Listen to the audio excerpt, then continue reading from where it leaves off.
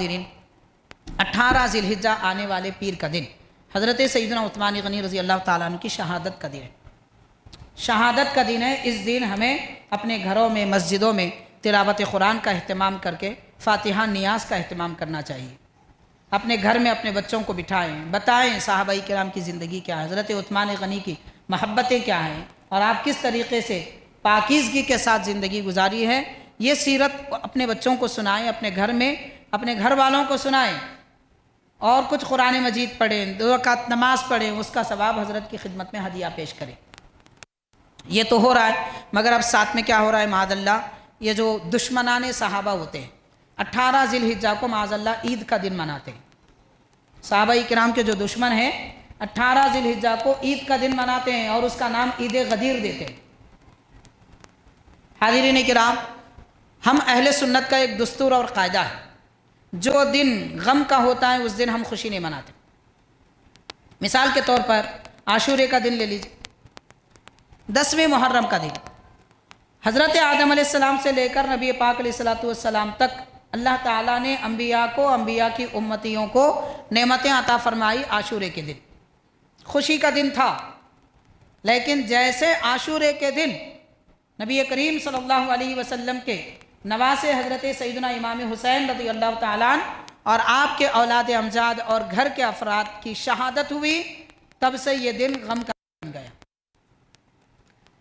तो तमाम अम्बिया और इस उम्मत को भी बहुत सारी नेमतें आशूरे के दिन मिली है, वो सारी नेमतों को हमने उस पर पर्दा डाल दिया, गमे इमाम हुसैन को सीने से लगा लिया। तो जो दिन शहादत का होता है, गम का होता है, उस दिन खुशियाँ नहीं मनाई जाती।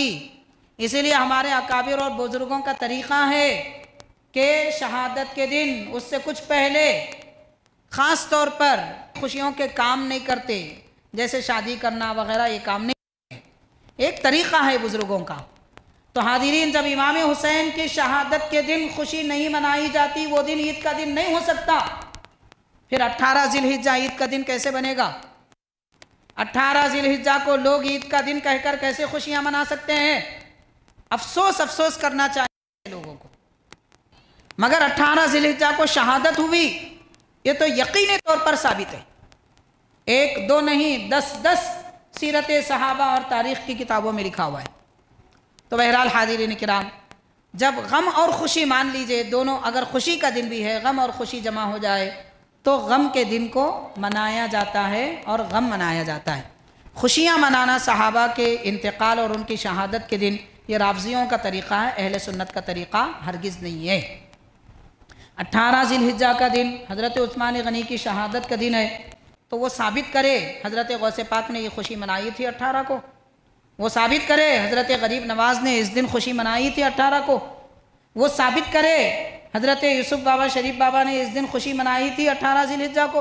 वो साबित करे कौन आलिम दीन, कौन बुज़ुर्गान दीन ने, कौन औलिया ने इस दिन खुशी मनाई थी।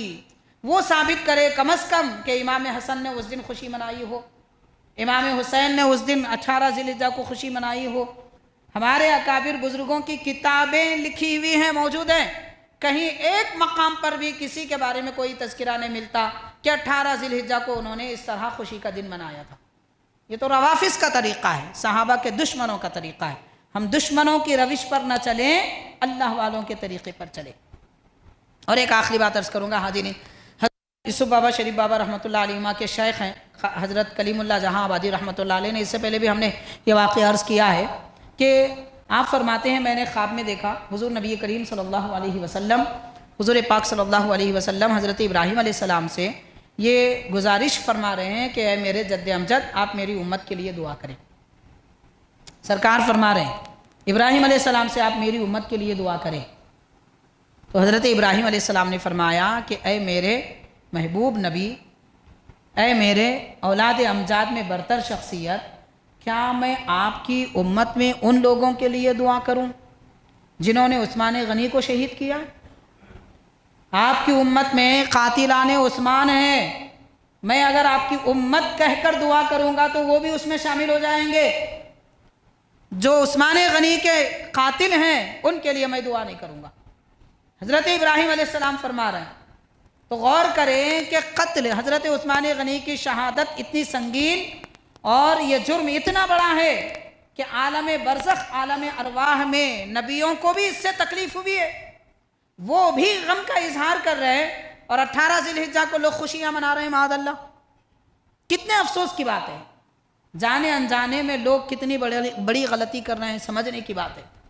بہرحال ساری بات کا خلاصہ یہ ہے، صحابہ کرام کی زندگیاں ہمارے لیے بہترین نمونہ ہے، اور انہوں نے اسلام کے لیے ہمارے لیے قربانیاں جو دی ہیں اس کو ہم فراموش نہ کریں۔